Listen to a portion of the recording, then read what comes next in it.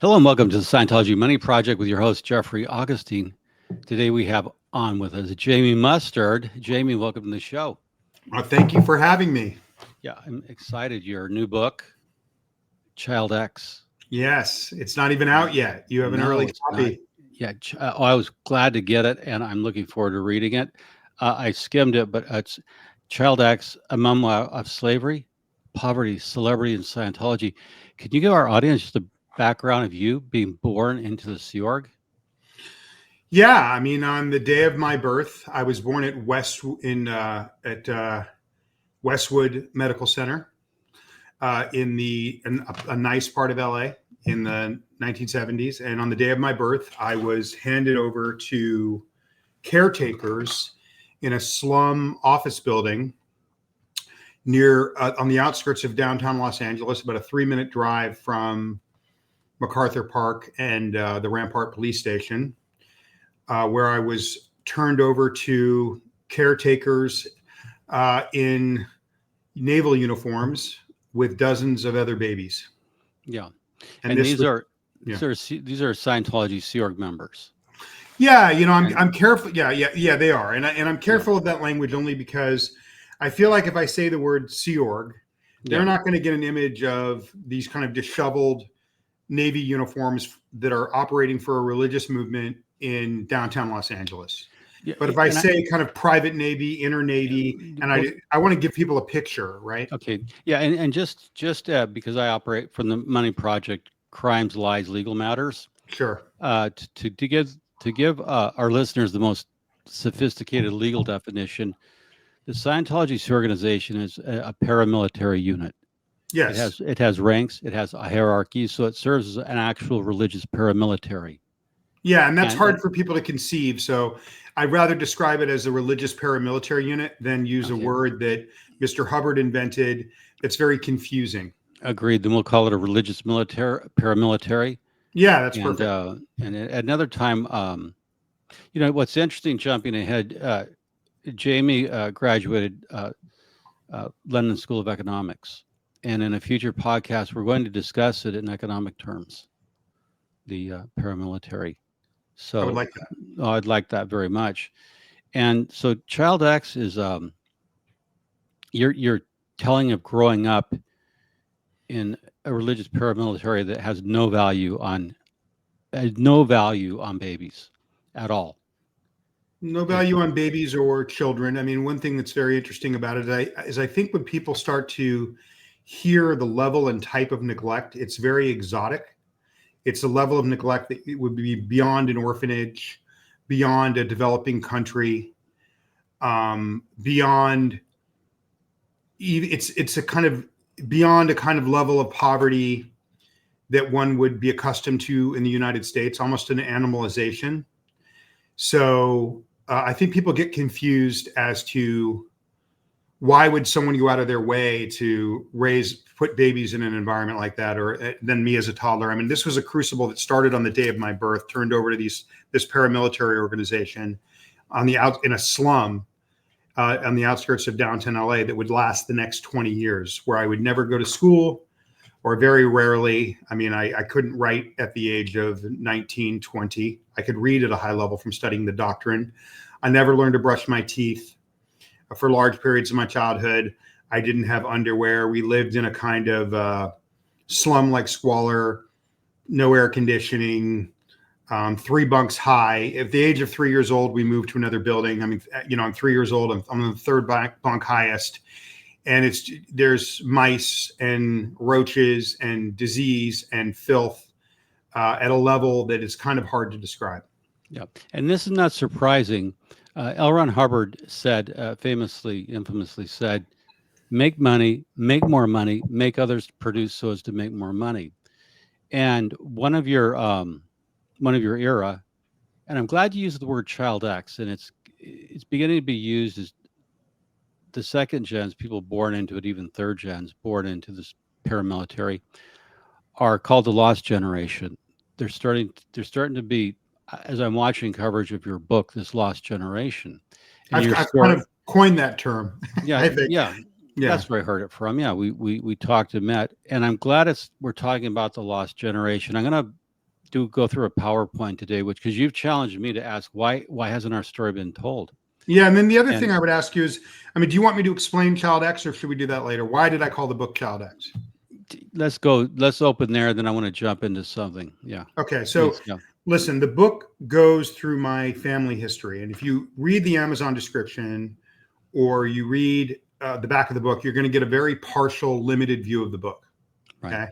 My publisher was very much interested in the fact that on my mother's side, I came from a very prominent, light-skinned Black family.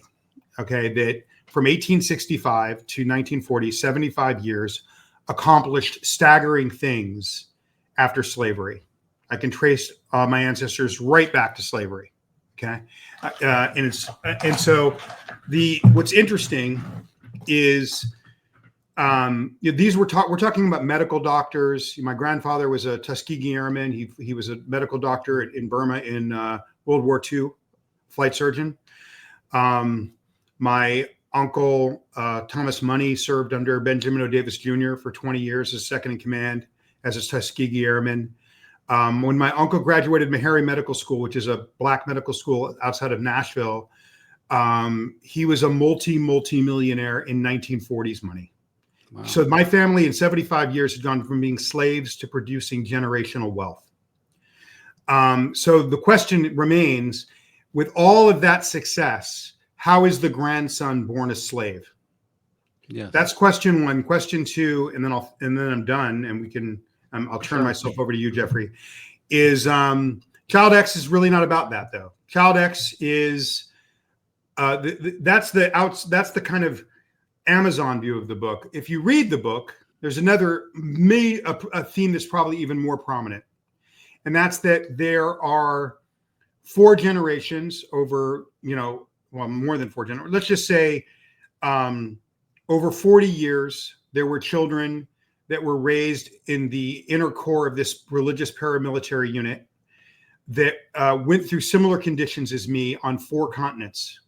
So it happened in Johannesburg, South Africa, Mexico City, Central Florida, Southern England, Copenhagen, Denmark, and Los Angeles, California for me. And this story, for some reason, has never been told. So when I talk about a Child X, I'm talking about a baby born with its life completely predetermined. What you're going to do, what you're going to believe in, what your primary value is. It's beyond a religious movement, like you're going to believe in something. No, you're being told that you're part of an organization that is on a mission to save the planet with a very limited amount of time before that planet burns up in nuclear fire. And they start indoctrinating you with some very intense ideas by the time you can talk. Now, I had it, going into this thing as a baby with very little human touch. I don't know what you want to ask me. And then being in this crucible for the next umpteen years, I had it worse physiologically and in terms of poverty than many others, and in terms of human touch or human care. But I believe that whether it's me or growing up in that squalor, or it's Lisa Marie Presley growing up in a mansion with the same notion of this is your mission, this is what you're about, this is your life, your predetermination. That's what a Child X is. You are marked before you even have a chance to think. That is what Child X represents. So the book truly represents the lost generation of children that have been subject over 40 years on 4 continents. Yeah, that's very well said. It's I wanted to just add some to the intensity of what you're saying. In terms of ideology, and I make it clear on my blog, it's one of my evergreen posts. The paramilitary, the billion-year contract. Yeah. It says the purpose is to put Sea Org ethics in on the planet. Scientology's goal is world domination, nothing less than that. And it's shocking when you get into it, because in L. Ron Hubbard's 1952 book, Science of Survival, he calls for a Scientology genocide. It's there. I have the evidence. And one reason I started my blog, the Scientology Money Project, and of course, my wife, Karen Della Carriere, was class 12 case supervisor, which is the highest rank you could get in Scientology as a class auditor. Which people don't know what auditor means, but Well, yeah, that's they have their machine. machine And counselors, as I call them. yes, But yeah, and we're speaking the same language. question answer, yeah, and she trained under L. Ron Hubbard personally on his ship, the Apollo, and so we're going to talk about her son, who was born into that, Alexander, Okay. who came to a tragic end. But we're also going to talk about one of your friends, Okay. and I want the public to know about your friend Johnny Lewis, Yeah. who was born into this. And I think by talking about Johnny and Alexander as two members of this lost generation, they're both children X in their own ways. I want to get No, your, they're absolutely both child X's. Yes. yeah, and I want to get your commentary on it. So we're going to go off screen. I'm going to there, because this Johnny Lewis, he was a good friend of yours. He was. And tell us about Johnny. Well, first of all, from what I'm aware of, his father actually worked with Hubbard. He grew up outside of the inner core, what I would call the inner Navy, to what I would call loving parents by some standard. They cared deeply for him, and they were devout adherents. Both went up to the highest level, 8, which is this ladder of trying to get rid of your body so that you can return to being a fallen god. And Johnny's father, Michael, was the leading machine counselor of children on Earth. Really? Yeah.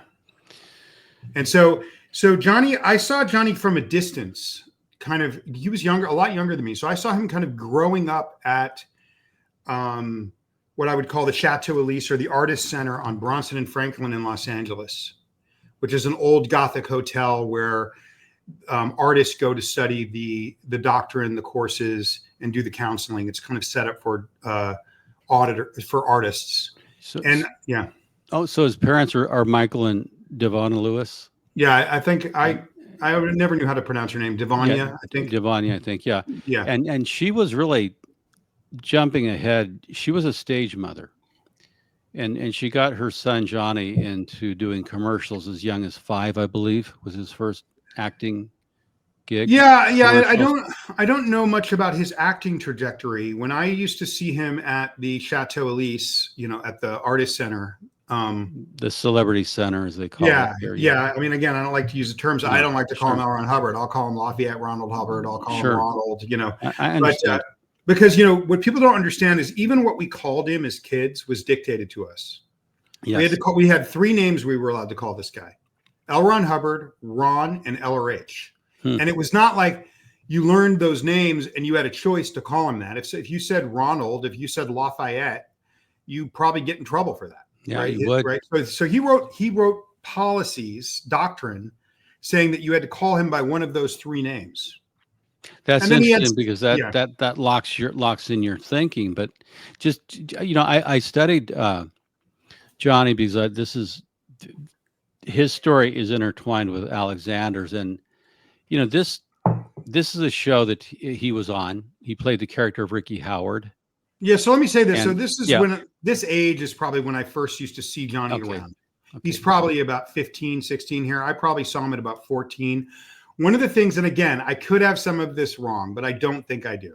Okay. Yeah. When I used to see Johnny around, maybe a little younger than this, he looks about 16, 17 here. I used to see him around when he was maybe 14, 12, 13, in the late 90s. He was a trained machine counselor to the level 4 by the age of 14. And he had, even by the age of 14, not only was he a trained machine counselor, which we can explain what that is. Yes. He was what they call an interned counselor, which meaning not only had he done the training, but he'd gone through this very, very extensive internship where they videotaped you counseling people and using the machine. And unless you're perfect, and you're perfect for months, you can never get this thing. It's considered a staggering accomplishment to get to a level 4 level of counseling with an internship, passing an And to internship. be a level 4, you have to do video passes. You're tested. You have to do quite a bit. It is a big deal to be a classed auditor. Yeah. So for him to achieve that, So for him to achieve that at 14 is unprecedented. He would have been one of the youngest kids ever to achieve that in the history of the movement, I would assume. Yeah. So his possibilities were to become to join the religious paramilitary and become a counselor using the machine. Okay. Or go into acting. And it almost seemed like his father was pushing him maybe to become the counselor, right, using the machine, or his mother was pushing him to become acting. But right about this age, he gets on Aliens and Predators, the television show. Well, then maybe he's a little older here. Well, he was on. He did a movie called Alien versus Predator. Okay. Which was made by Nimrod Anatol was the director. That Right. particular, I think it was Nimrod that did that one. Maybe that was a different one. Okay. But there's a lot of these movies. But in this particular Alien versus Predator, so maybe he was a little older here. He was the star. He was the main male lead in that film. Yeah, he was, and it jumped in quick. Got a lot of attention, and to such that trading cards. There's still on eBay and Amazon, you can buy trading cards of the show. Well, so it got a lot of attention. Yeah. But what really jumped him, moving ahead, what really jumped him was getting on a show called Sons of Anarchy. Yeah, and I met Johnny. I used to see him around as a kid that was much younger than me for years at the Chateau. But not the Chateau Marmont, the Chateau Elise. But and my view on his trajectory within the movement as a Child X was that they wanted him to be an actor, but if he was going to be an actor, they also wanted him to be. The idea in the movement is that if you're highly trained at being a counselor with the machine, that you whatever you learn when you do that makes you kind of unstoppable in life. It makes you able to manipulate life better than other people. Yeah. What we would call, all right. So they wanted him to be both. They wanted him to be trained in one so that when he was doing the other, he would be far superior, far more driven, far more organized, a better administrator, that kind of thing. So I met Johnny not right after Alien. So then I bumped into him again. I moved into this building in near downtown LA or Vermont and Wilshire called the Talmadge. And I saw him from across the courtyard one day with my girlfriend at the time. And we had seen him growing up there, and he was younger than us. And she turned to me and she says, "Is that Johnny Lewis?" He was on the other side of the park, and we're staring at him, and he's reading, and he looks up, and he waves, and he recognizes us, and then he motions us over. I didn't realize in that moment that was going to be the start of a really, really kind of amazing friendship. Yeah, and you two began to ride motorcycles together at some point. We did. At that time I had a Triumph Thunderbird Sport 900, which is a really cool British motorcycle. And Johnny, having just started on Sons of Anarchy, had bought himself a Triumph Bonneville. And we kept our bikes under the Talmadge in the valet section of that building, which is a really beautiful pre-war building where a lot of really interesting artists and celebrities live. And we one day, not long after we met, the woman that managed the building told us we couldn't keep our motorcycles underground anymore. We had to move them to the upper parking lot where they would bake in the hot sun. And he and I were both very upset about this. And we went to see her. And she said, "I'm giving you guys a parking spot. You could share a parking spot up there. There's going to be no more motorcycles underground." And we just said, "It will destroy our bikes to be in the sun all day." And people don't know what the pounding LA relentless sun is like. And she said, "Well, you can put a cover." And we said, "Well, you'll let us put a cover in the middle of your parking lot?" She said, "I'm going to give you guys a parking lot to share. And you can put on that parking lot whatever you want." And I said, "Well, we would need a shed because the sun moves. A cover is not going to work. You're going to let us put a shed in the middle of your parking lot?" Yes, Jamie, you can put a shed. So Johnny and I went to Home Depot and bought one of those, 12 by 8 feet sheds. We split it for $1,200. Hired a contractor to, put it together for us, and stored our bikes there and started riding motorcycles together. That is amazing. And so he's in Sons of Anarchy. Riding motorcycles obviously was essential to the part. He next he starts, there's a picture of him, Sons of Anarchy. According to reports, he was having trouble with the violence of the scripts, on Sons of Anarchy. But he starts. Sorry. Well, I'm just saying that's according to reports, and Okay. and we'll get to that. Yeah. I'll tell you what I know. Yeah. What do you know? Yeah, please. Well, from what I know, and again, for anybody that knows him, if I get a fact wrong or something, I apologize in advance. I could only go by what he told me. But from what I know, when I met him, it was when he'd been with Katy Perry, I believe, for a few years. And he'd just broken up with Katy Perry not long earlier. When he started Sons of Anarchy, that was kind of not long after that relationship. And so between Alien versus Predator and Sons of Anarchy, he was really starting to take off as an actor. There's an incredible film I think it's about Joan Jett, called The Runaways, with Dakota Fanning as the lead actress. Johnny plays the main love interest in that film, which is just a very well-made, beautiful, independent film. So he was very driven. So I met him right after he broke up with Katy Perry. Okay, and there's another picture of her where she was at her height, and he's obviously one of the biggest shows that's just blowing up on. I remember watching Sons of Anarchy. My dad was a biker. He when he got out of the military in the 50s, he was never a patched member of a club, but he hung around.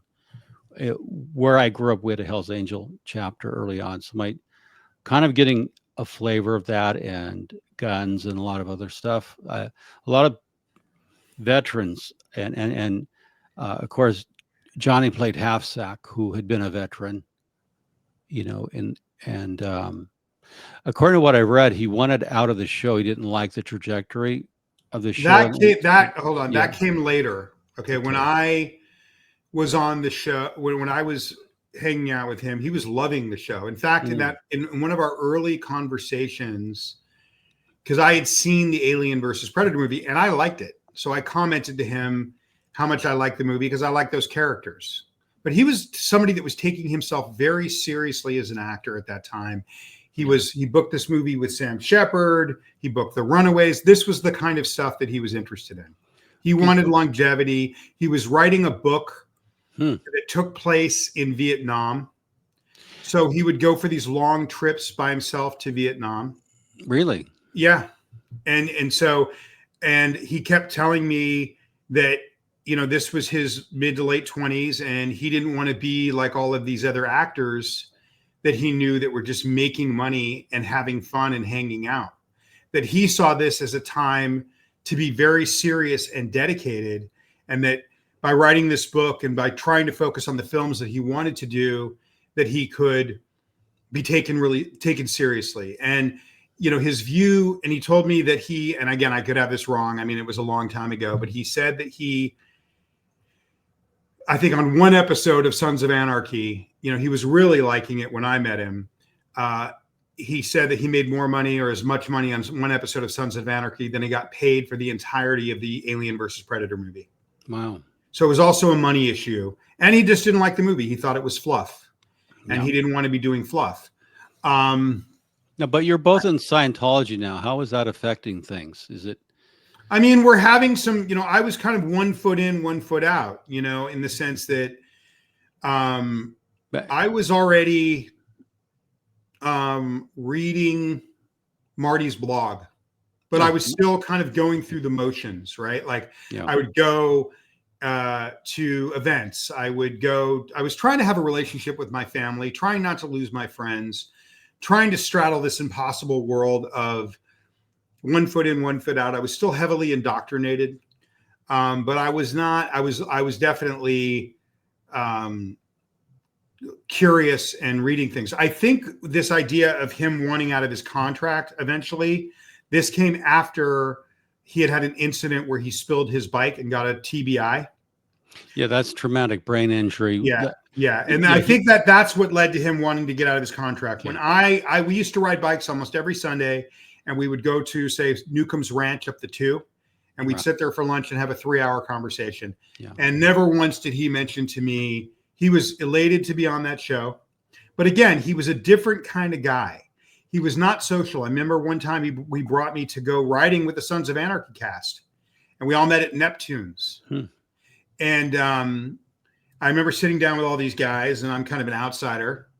And one of the guys turned to me, Theo Rossi turned to me, and he said, "Hey man, how the hell did you get this guy to come out? We can never get this guy to come riding with us.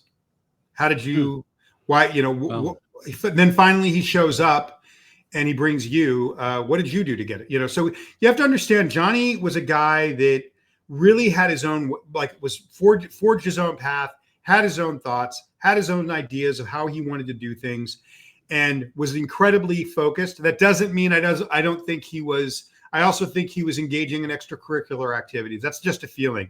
There were rumors that he had been doing, coke at parties, and I had ideas just based on our social relationship that maybe there were some other substances that he was doing at the time. And but that's my. And there were some things that occurred socially that made me. I asked him flat out about the cocaine on a motorcycle ride one day, and he just very nonchalantly said, "Yeah, so." That is very interesting. Let's leave Johnny there and the motorcycle accident he would later have up in 29 Palms. Yeah, but I do claim that he did not want to get out of the contract. He did not have the problems with the violence till after the motorcycle accident. I mean, I have an opinion on that, and I'll leave it for later. Yeah. I mean, listen, we want to jump. We want to jump. Okay, so you're born into the worst deplorable conditions, because the idea of the paramilitary in Scientology is to spend the least amount of money and get the maximum amount of production. And so we're going to jump to. Can I say one thing about that? Yeah, because I think it's germane to what we're about to jump to.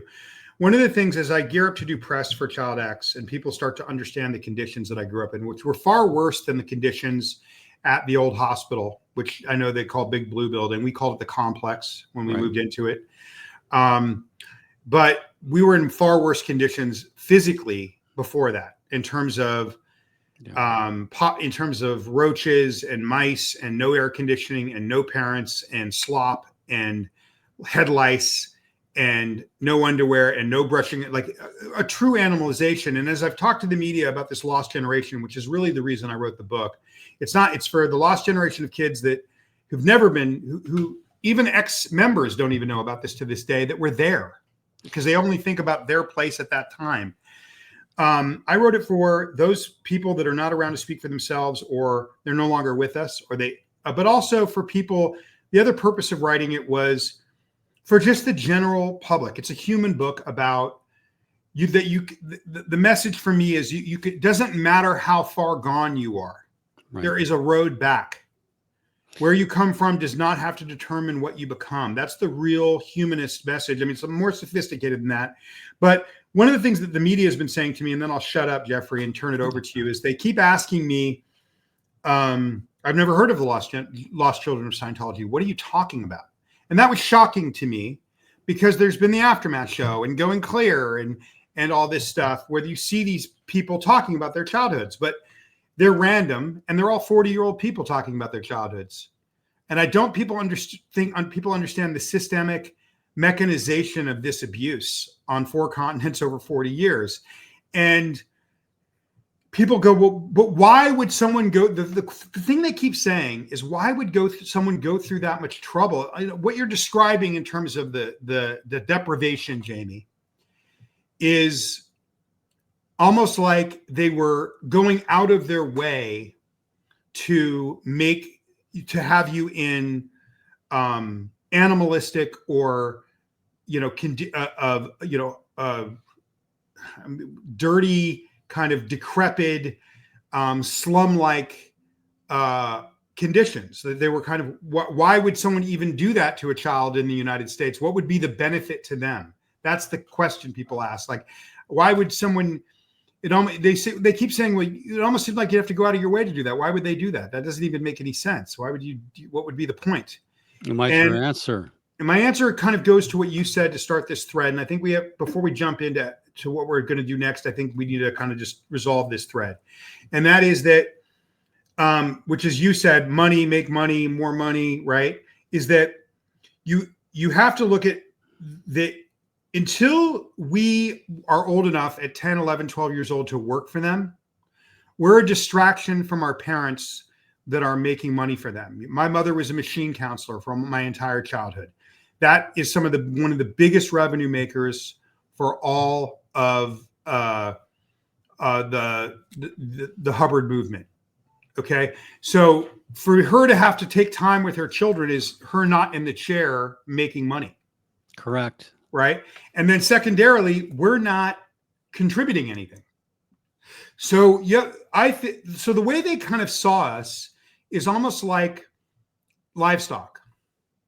Right? If you have a young baby cow or you have a young baby pig, you're not going to go out of your way to abuse that cow or abuse that pig. They didn't think about it like that.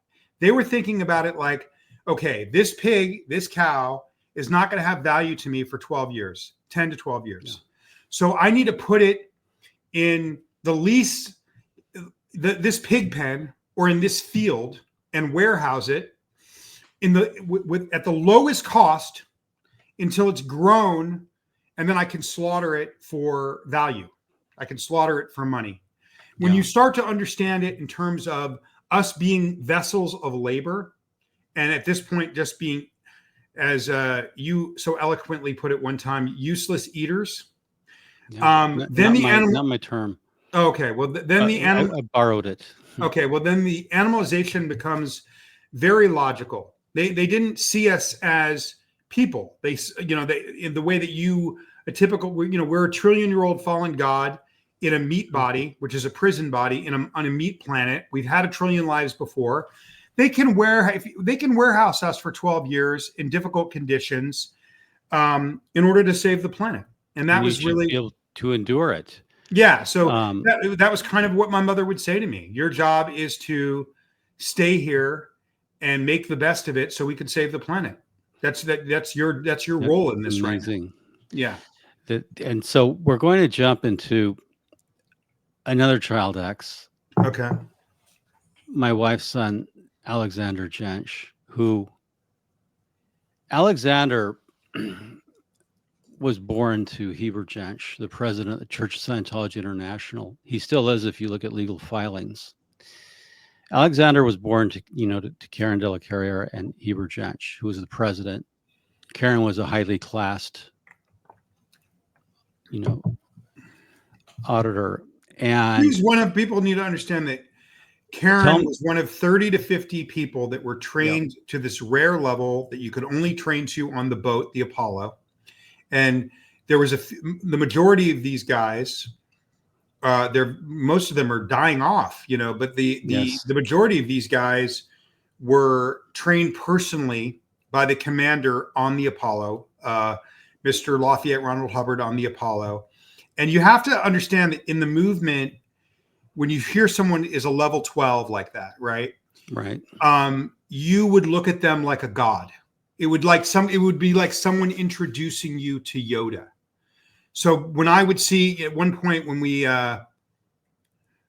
my parents moved back, when I was 16, my parents moved back and they were in an apartment building on Edgemont. They were in a slum building and they moved to a slightly better building. I must have been 16, so I would go visit them there. And they were living in a small apartment with my little brother, right, who was about Alexander's age, maybe a little older than Alexander. I would see Heber and Karen were living there, right, in that building, and I was 16, and I would go to see my parents, but I remember one time getting in the elevator with Heber and Karen when they were living in this apartment on Edgemont, and just being terrified. Hmm. Like you have the president of the Church of Scientology, which is really the spokesperson. And I'd seen him on TV. And then your mother was then his wife was known to be this level 12 trained personally by the commander in this training of how to give machine counseling and supervised machine counseling that made, and there were only 50 of these guys ever made, maybe less. Well, there's actually the CSs, there were only 7. There you go. Okay.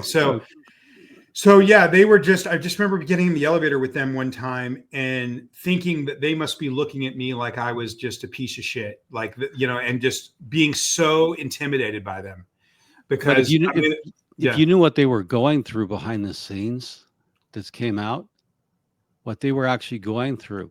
When you look at this picture, Heber's obviously proud to have a son, but he spent so little time with Alexander.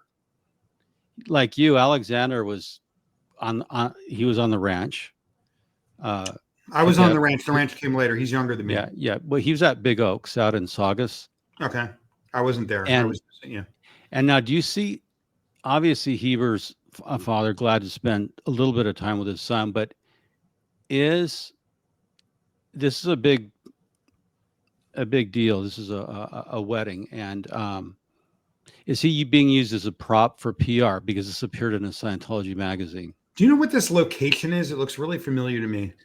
I don't know the location, but what I'm talking about is, let's just go through a couple. Oh, yeah. I mean, listen, yes. I mean, listen, this is a photo op. It's incredibly manufactured, right? Now look at this next one. Look at this next one. Well, I just want to say on that previous photo, Jeffrey. Oh, yeah, let's go back. You would never see a little kid wearing a dress white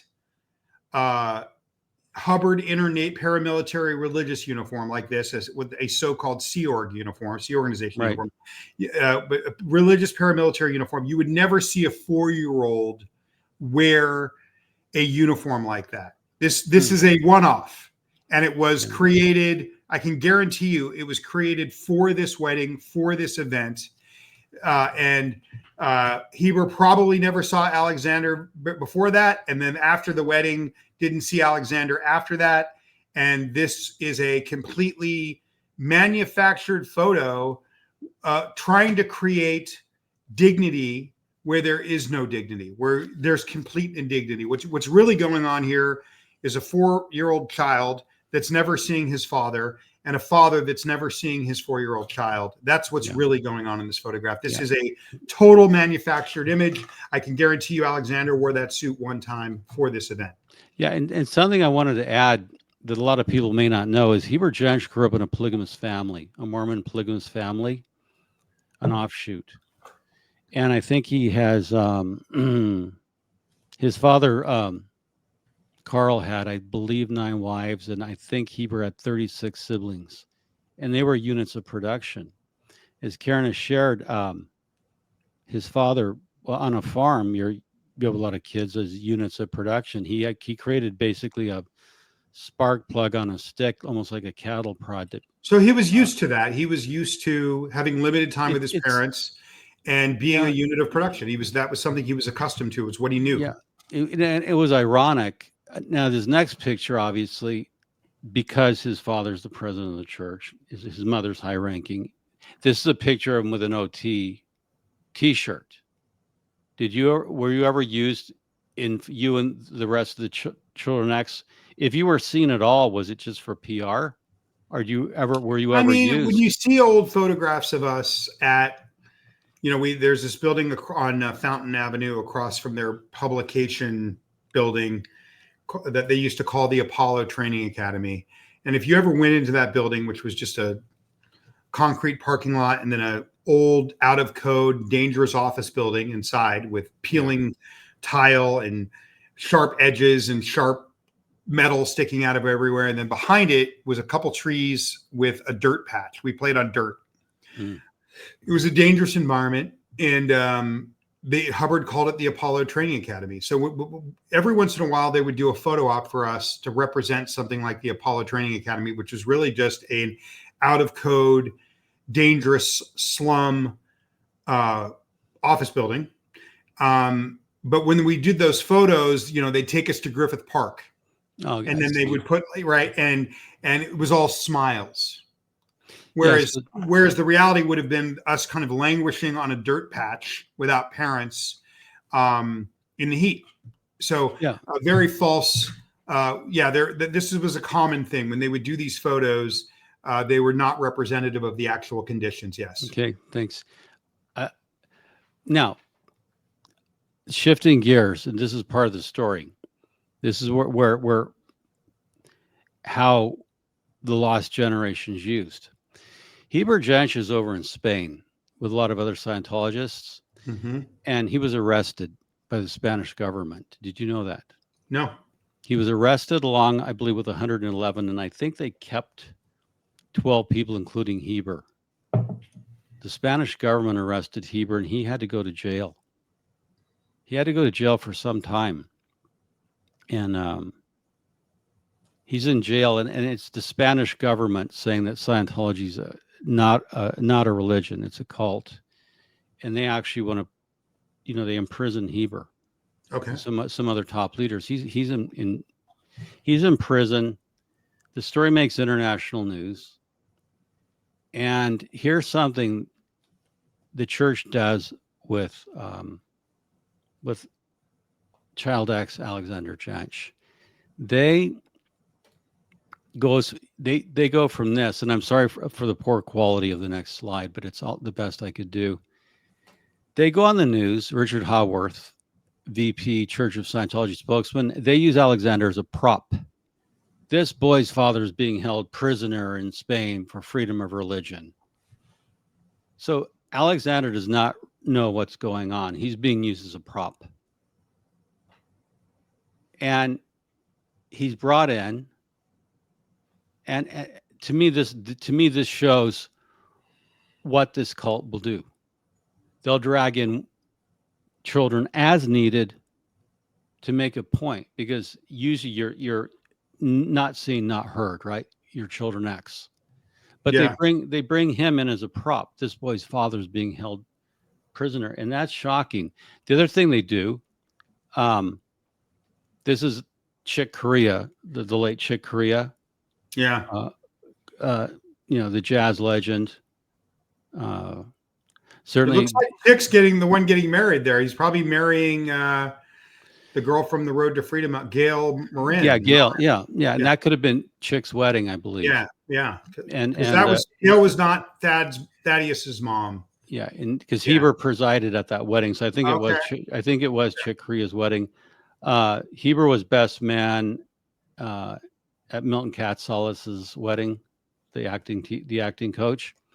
This other picture is in Heber's office, and that's with John Travolta. Is that Alexander? Yes, that's Alexander. Wow, I only met Alexander once. Yeah. Where did you meet him? What was he doing? I met him maybe a little over 15 years ago when I first came to Portland. I went to, again, I had 1 foot in, 1 foot out. Yeah. So I went to an event, maybe at a place called Oaks Park in Portland. And it was a fundraiser for either I think it was for the International Association of Scientologists, which is their slush fund. Could have been for their real estate scam. Right. But it was really interesting that you talk about a prop, because at that point, this is 16 years ago, he would have been in his early 20s, I think. It was it would have been 16 years ago-ish, maybe a little more, and Michael Roberts was there. So that's why I think it was an international association event, a fundraiser.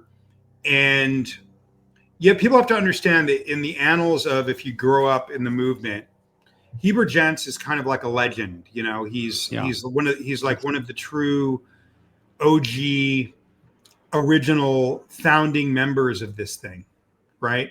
And so when you hear that name, it even 15, 20 years ago, since in the last 15 years, Dave has made it so like Heber never existed. But 15, 16 years ago, you say that name and that would inspire awe. Yeah. So at that event where they trotted Alexander out, and I'm pretty sure he was in Class A naval uniform. So it's Yeah. really ironic, as the son of Heber. And when he walked out and he was introduced as the son of Heber Jentzsch, standing ovation just for being there. Amazing. So what's so ironic about that photo, this photo that you're showing me right now, Jeffrey, that I've never seen, is I'm seeing this 3-4-year-old child in a naval white dress uniform as a prop. And then the last time I see this guy, and the only time I physically shook this guy's hand, is 20 years later. You know what I mean? Sure. And again, I'm not sure Alexander's age, but he looked like he was in his early 20s. Yeah, and this is from Karen's private collection. Okay, but the irony is that I see him all these years later, and he is again being used to raise money as a prop for a father he never really knew, in a dress naval uniform. Yeah, and let me tell you some things. You know, he joined the Sea Org at age 8, the Scientology paramilitary at age 8, with the promise he could be around his father more. Mm-hmm. And although his father was the president of the Church of Scientology International, Alexander was a janitor. He was cleaning toilets, mopping floors. And he got to spend minimal amount of time with his parents. Karen would go out on Sundays to the ranch. And, you know, she would make sure he had a winter coat. She would give winter coats to other Sea Org children, other, you know, children X. She did what she could do, because not all their parents had money. Karen was put on a brutal program where she had to run around a tree at the ant base in the desert, and it just broke her, you know. Days, months of running around in the hot sun, right?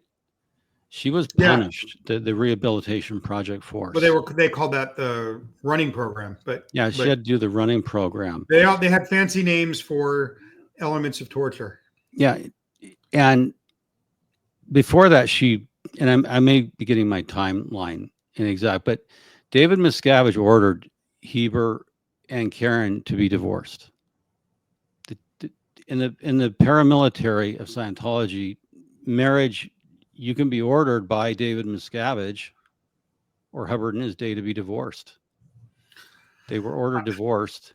I've heard that he became pretty obsessed with who stayed married and who didn't, and who could be around each other and who couldn't, and David seemed to be something that he was very concerned with. I've heard this over and over from numerous members of the Scientology paramilitary. David Miscavige, he was very concerned with who married who. And if you were in a higher org in the paramilitary, he did not want you marrying a member of the lower org.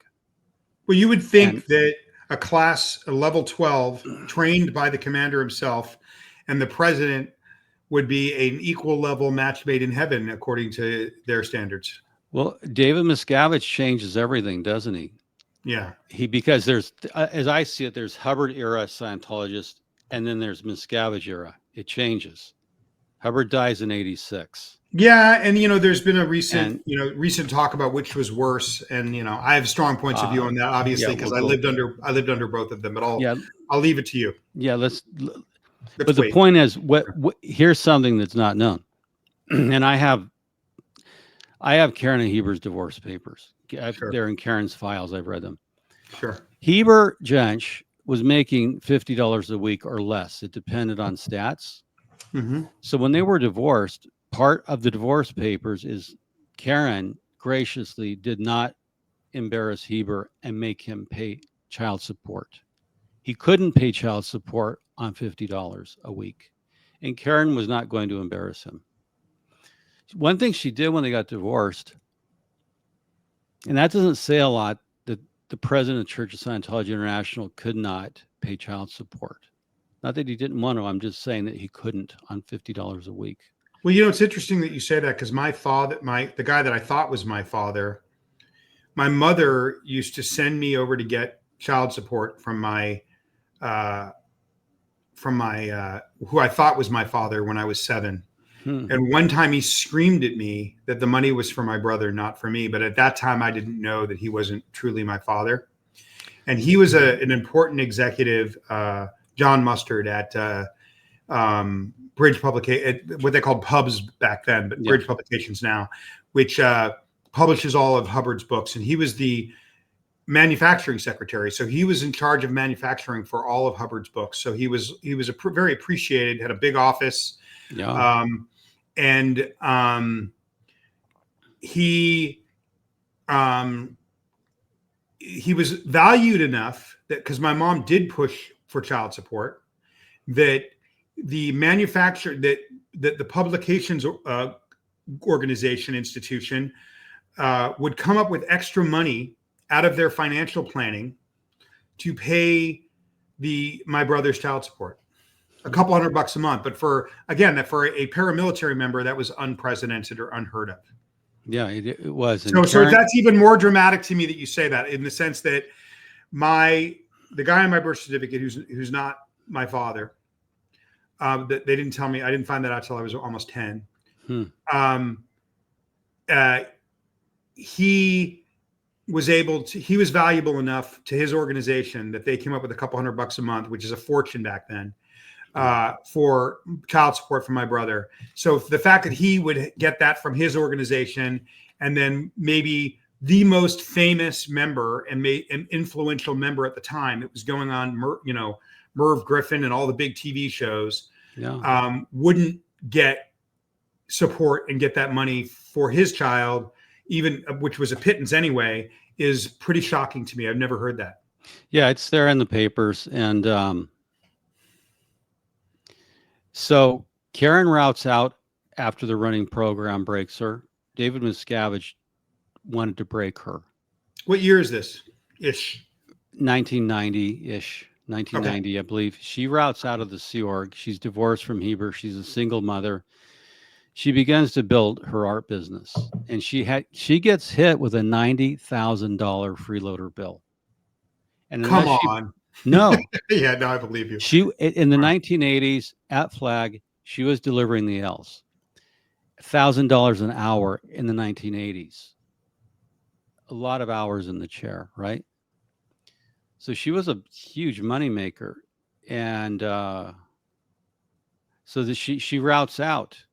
And at one point, she was even, one point, LRH was dying. So David Mayo, who was senior case supervisor, yes. Which is the leading person for Hubbard that oversaw all of Hubbard's technology for counseling. Yeah. So David Mayo has to go out to the desert where Hubbard's dying to work him. In the shuffle, Karen becomes senior case supervisor, Celebrity Center. Okay. She audited Lisa Marie Presley, and she would tell me a story where Lisa and her mother had problems, right? Yeah. And Priscilla Presley would sometimes get so mad she would drive Lisa Marie as a girl with her suitcase and dump her at Celebrity Center and say, "Here, take her. I can't fix her. Do something," and just leave her there. So you're Lisa Marie Presley, your father's died tragically. You get dumped. So even if you're the daughter of Priscilla Presley, you get dumped here at this place, and here's a check, here's some money, fix her, I can't. And so Karen had a stint as anyway, she leaves the church and begins her art business out of nothing, and builds it. And we're going to make a big jump fast forward. So Johnny Lewis is in Sons of Anarchy. Karen and I are got together in 2010. Right. I knew her from a long time ago. I met her at an event a long time ago when I was a public, and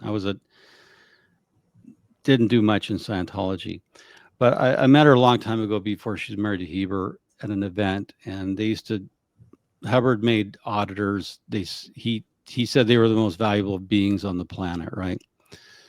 So she would talk about the times on the ship. Anyway, so we marry other people, have kids, get divorced, move on, right? And we get together later in life. And It's a good thing. But I remember in 2012, we get a text on Facebook, and it said that Alexander Jansch had died. This was 2012. Mm-hmm. Karen's saying this can't be right. You'd only been together for a couple of years? Yeah. Okay. But we were activists at that point. I had started in 2005 on Xenu.net speaking out against the church. And I'm going to do a program maybe with you about what I did in Scientology, stuff we never talked about, the technical stuff.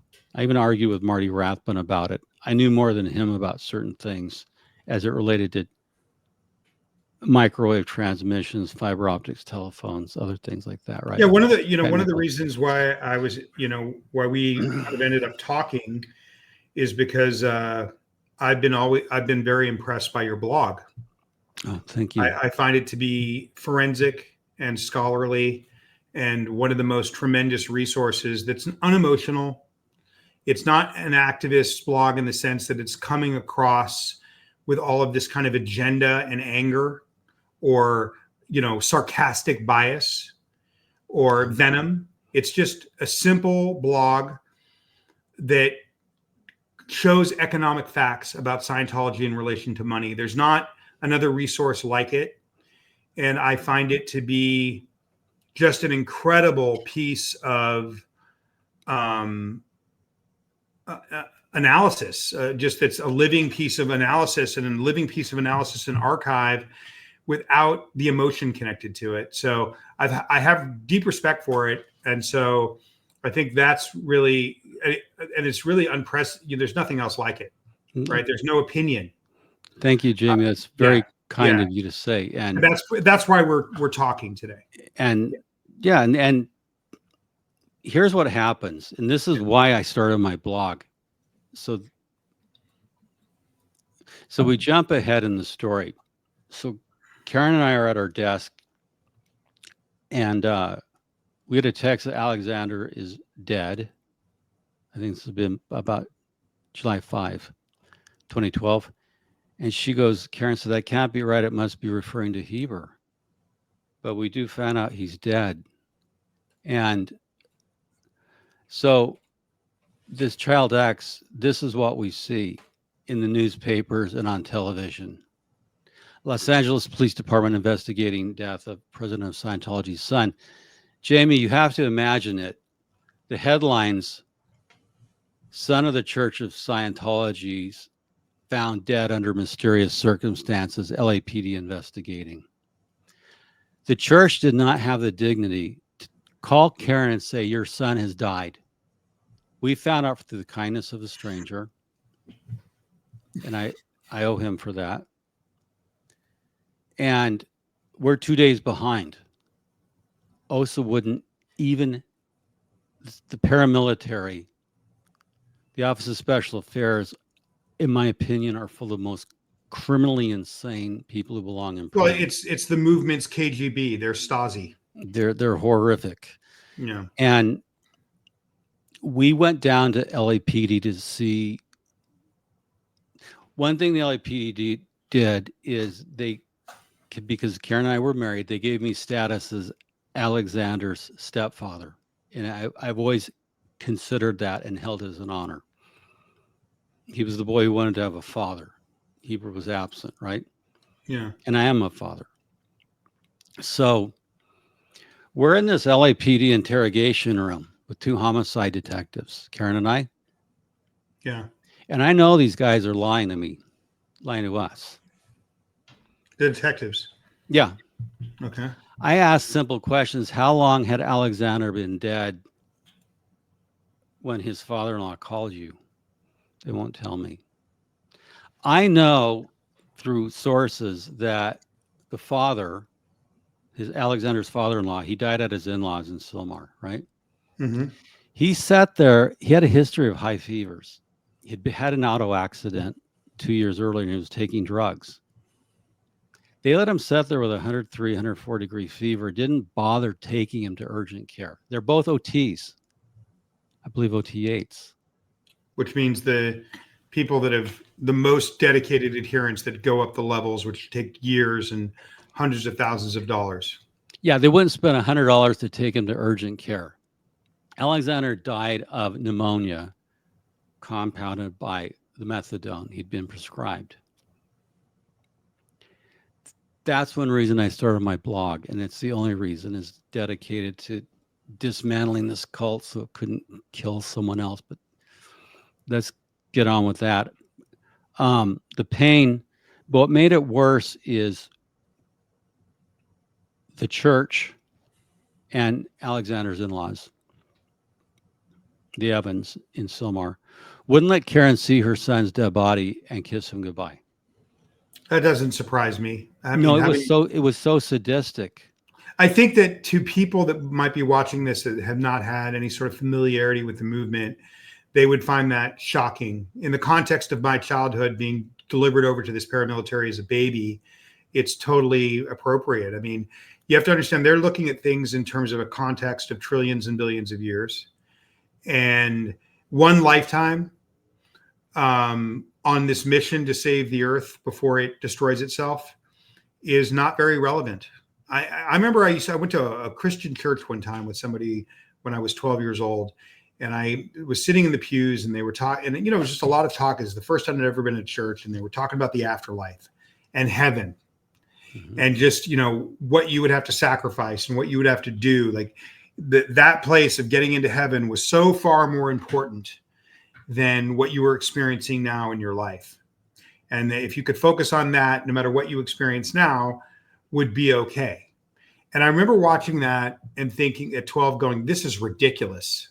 I would never think like this. This is preposterous. But the reality is that I was thinking exactly like that. I had been indoctrinated, and I believed that all sorts of these horrors occur because the value of this life, the value of this moment becomes greatly reduced because the focus is on living for eternity and saving the universe or saving the planet. And so because of that, an individual being sick in an individual moment, an individual's anguish, these things become very, very minimal in the context of a bigger mission. And that's the entire way that I lived my childhood. So that what you're telling to me is not surprising in any way. But I think if somebody didn't know this, hadn't experienced this, they would, well, why wouldn't you just take them to urgent care? You have to understand there is a fixation on eternity, and there's a fixation on salvaging the planet, and the individual needs of a person become very irrelevant in that context. I mean, Hubbard has a constant thing we were indoctrinated with since we were toddlers in the movement: the greatest good for the greatest number. So, but within the ethics system, of Scientology, not allowing a mother to kiss her dead son goodbye, that's just pure. To me, I see it as revenge, sadistic-driven revenge, an order coming directly from David Miscavige, and it's a big get even because Karen and I had been speaking out, especially Karen with her prominence, and I think you're right. I mean, that makes a lot of sense. But what you're explaining, I've never had it put that way. It's both. Now, I'm sure. Listen, Dave if Dave gave that order, and I'm sure he did as revenge. The reason he could get away with that order is because of the way the people in the movement think, right? Like if there wasn't a thought process where, if there wasn't a culture where that would seem as an acceptable thing, if that would look really, really bad to the movement, to its members, it wouldn't have happened. So there is a culture there where that becomes, if anybody finds out about it, that's still a believer, that would not be outrageous to them. Then let's move on, because here's what happens. Yeah. I had never been around a media. This becomes an international media story. Mm-hmm. I had been up at one point 36 hours, and I just wanted to eat and then go sleep, right? Because so much had been happening in the media. For people who've never been a media frenzy where the phone's ringing every 10 minutes because everybody wants the story, right? And this is the headline that's going everywhere. Alexander Jentzsch death mystery continues. Is Scientology covering up the death? The only good guy in this is Ed Winter, who was the coroner. And Ed Winter said, look, we don't know what's going on, but here's a couple things that happened. Right after Alexander dies and the news gets out and we know about it, one of Alexander's co-workers in Texas calls me to try to tell me that certain salacious things about Alex that weren't true. Fortunately, I knew something about Alexander's boss that I share with him, which I think freaked Osa out. So we're in a race against time. They cremate Alexander, and I remember the sun setting. I actually talked to the owner of the mortuary who had the body. He said, I can't let you see Alexander or your wife because the Church of Scientology called me and they'll put me out of business. He was terrified. That's the extent to which they went. They actually called the mortuary and they said, if you let the mother see your son, we will sue you into oblivion. And I have that all. I kept what I did from my corporate life working in a scientific field. I always kept notes. I have literally minute-to-minute notes of everything that happened when Alexander died, who I talked to, what I said, minute-to-minute notes, right? Sure. And I did that as part of how I survived, is meticulously noting everything. That's part of the logic of my blog. So Alexander dies. There's nothing we can do to bring him back. But that's the main reason I started my blog. To say, okay, I'm going to use my skills to do what I can, because I don't have talents of other people. Now, police are investigating, and what Ed Winter, the coroner, said, right? I told LAPD that we found out that the father-in-law wakes up and finds Alex dead in the guest room, right? Mm-hmm. He takes his son to school. He calls OSA. They come and take Alexander's phone. They sweep the scene. They don't move the body, and they leave a bottle of pills under it. So the father-in-law, instead of calling the police right away, like you find this young man dead, irrespective of who he is, you don't call 911. You take your son to school and you call OSA to come and help you handle it. What do I do? Heber Jentzsch's father, or Heber Jentzsch's son, is dead in my house. So that's what he did. Okay, and so we have a memorial for Alexander on a ship. We chartered this nice yacht, and Karen scatters rose petals, and this is really bringing up a lot for me. It's hard to talk about. Karen scatters rose petals because we don't have Alexander to scatter. And one of the last known pictures of Heber was at the memorial at the Celebrity Center. They couldn't let us have this funeral that got photographed and got news coverage, right?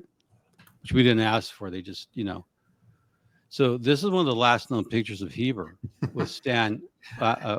I'm laughing only because that guy on the right, it was Scientology's resident magician. He was he was always doing magic shows in Los Angeles, and it was a kind of a high-ranking non-inner Navy member that was kind of an opinion leader as this kind of magician and he made, I don't know what he did. He made good money, but he was constantly doing events and representing the movement as a kind of pillar example of somebody from the movement. Yeah, and it's Stan Gerson. Okay. And he was he's still a magician. And there may be one later picture of Heber after the big storms in Indonesia. This was 2012. I think there was one in 2014 where they sent him over to Indonesia. And there was a massive tsunami. And but anyway, that's Stan Gerson. Interesting. Now we're going to leave him for a minute. He puts on. He's a real estate guy and a magician. Oh, that's how he made his money. Okay, there he is. Yeah. See, I told you, the magic man. Yeah. Yeah. Well, he does these things at, Church of Scientology, Pasadena and Celebrity Center. And you don't have to read this. You can pause the screen. But basically, this Cheshner, this Italian journal, Mm-hmm. Massimo Intravigne, he's my nemesis. He's a paid cult apologist for Scientology. One of his colleagues said that Stan could do magic. Stan said that he was able to do magic thanks to his Scientology training. It made him much better. And she asked if he was using, telepathy, and he skirted the issue like he's. Anyway, so Stan, we're going to park him for a minute. Stan Gerson, we're going to park him for a minute. Here's what happens. Alexander dies July 3, 2012. September 26, 2012, your friend, Johnny Lewis. In the morning, he murders his landlady. And then kills her cat. And then I hate to say this, but in between those two deaths, and I could have the timeline wrong, but I don't think I am. Yeah. My ex-girlfriend's daughter, who was raised in the movement,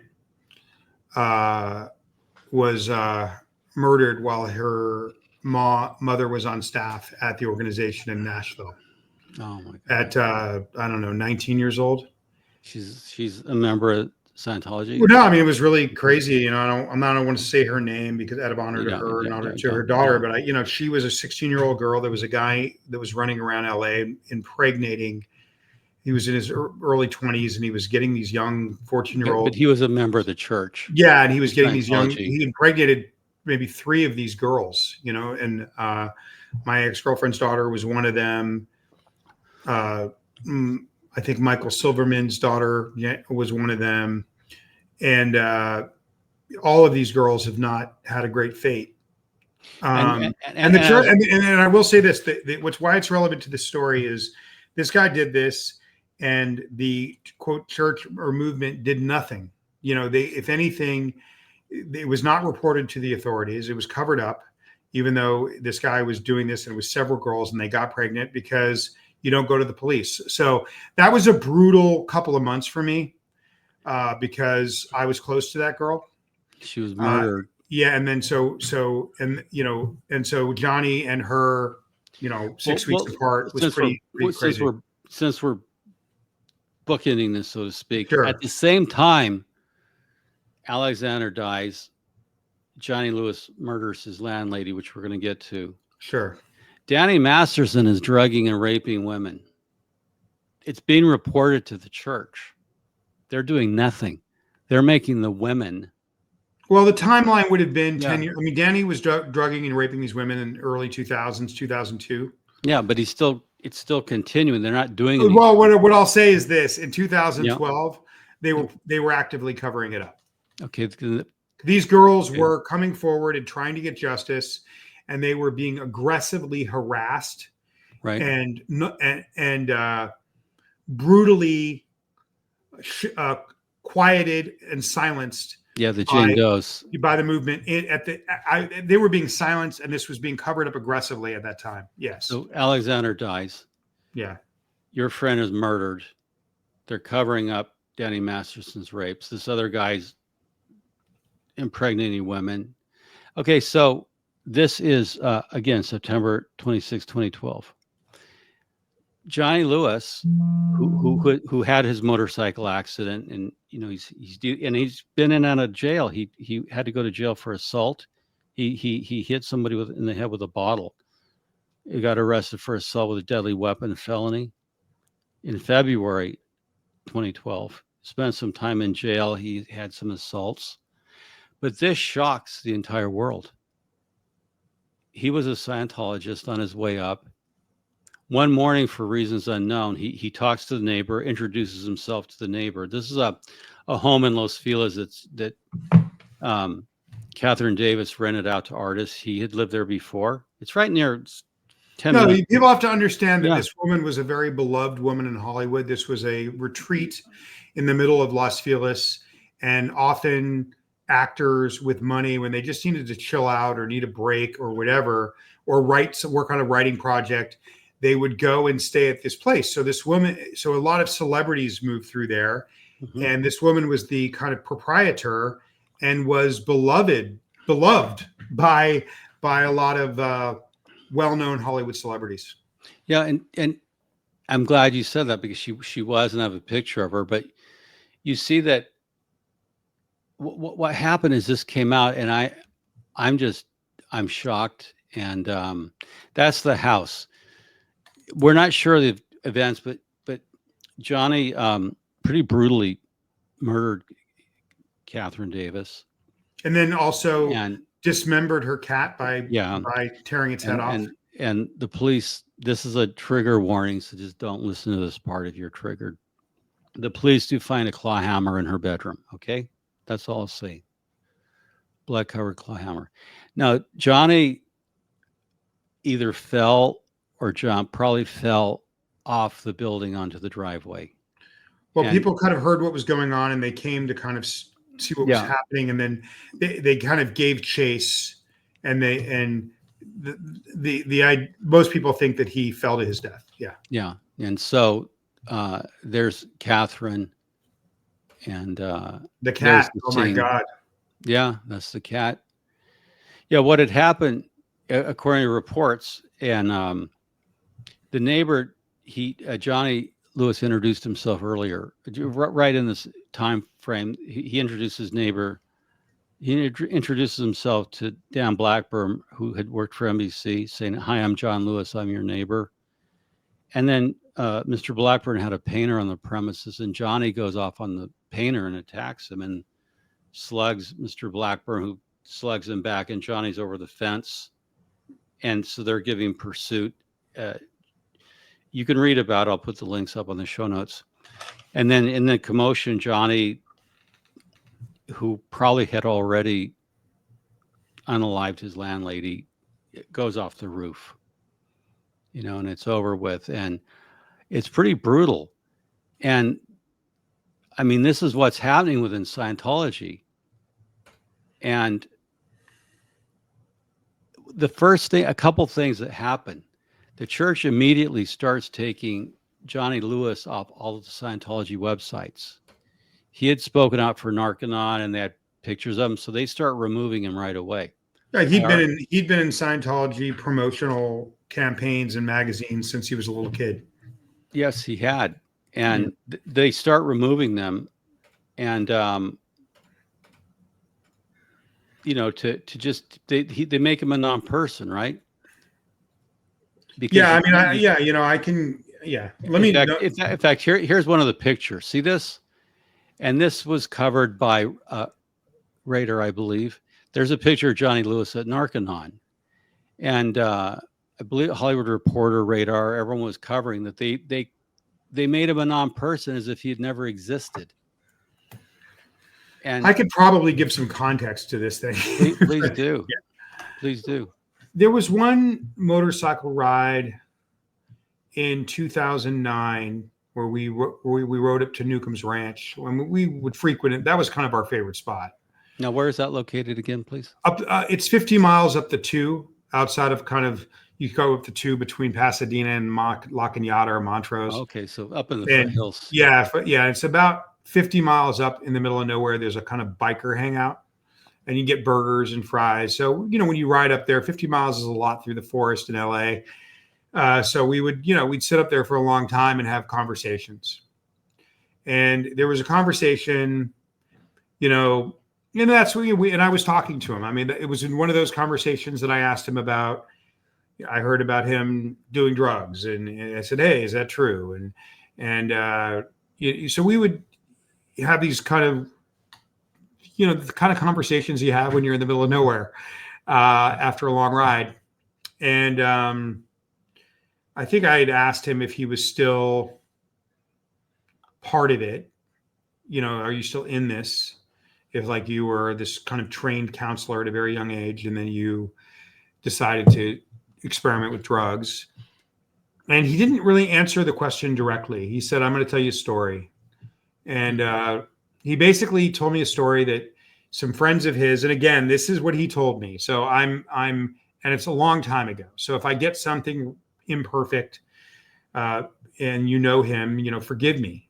But he basically said that one of his friends was part of starting a website about kids that grew up in the movement that was not positive. And he felt that he'd had a positive childhood in the movement, actually. This is what he's telling me that day when I asked him if he was still a member, and he didn't answer. And he said that he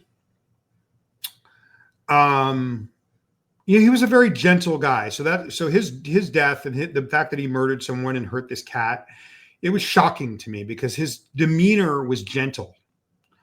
Yeah. And he said that he reached out to this person who was this person he knew as a kid and said, hey, well, if it's about kids that grew up in the movement and it's fair, then you should put up my positive story in the movement. And the young woman said to him, okay, Johnny, I'll do that. I'll put up your positive story. That's fair. But this is a negative website. And they agreed to put up. He was very proud of that. And he marched over to the Chateau, the artist center, and he told the president's office, the people that handle the celebrities. At this point, Johnny was on TV. He's dealing with these people that manage celebrities over there. And he tells them, Eureka, I'm going to get a positive story about my childhood up on a very negative website. Well, he's telling me this over lunch at Newcomb's Ranch. Anybody that rides motorcycles in LA knows what Newcomb's Ranch is. Okay. Right. And he gets the reaction from the president's office is not what he expected. They say, you're not going to do that. You're not going to have anything to do with those people. And if you give them your story, we're going to subject you to interrogations at your own expense. And Johnny, being Johnny, did it anyway. And then, according to him in this conversation, he went through a dozen hours of interrogations, which would have cost him $3,000 to $5,000. And nothing came up. I mean, literally, when he was finishing the story and when nothing came up, he said, my view on the president's office at that point, the people that manage the celebrities at the Artist Center, he stood up and he grabbed for his balls and he was like, F you guys. I didn't do anything. I just was trying to do a good thing. And during that time when he was doing the interrogations, he was telling me that he went to his mother, who had a very strong relationship. He had a very close relationship with his parents. Unusually close. When you grow up in the movement, there's always there's always big brother in the relationship. You always know there's someone between you and your parents. Well, somehow Devanya and Michael had done a very good job not making Johnny feel that way, feeling loved and feeling dedicated to. So he went to his mom and he said, I'm doing this thing. They're putting me through these interrogations because I sent this letter in, which is a positive letter about my childhood growing up in the movement. And but because I'm affiliating with them at all, I'm in trouble. And what happens if I get officially declared evil, which they call suppressive, by the organization? If something comes up, or because I did this, they decide that they want to officially put a written decree that I'm evil, which they call a suppressive person declare on me, like, what's going to happen to our relationship?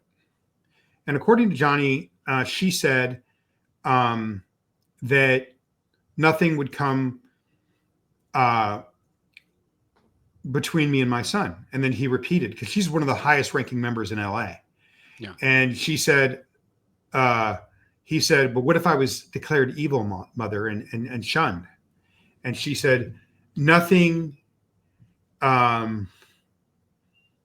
would come between me and my son.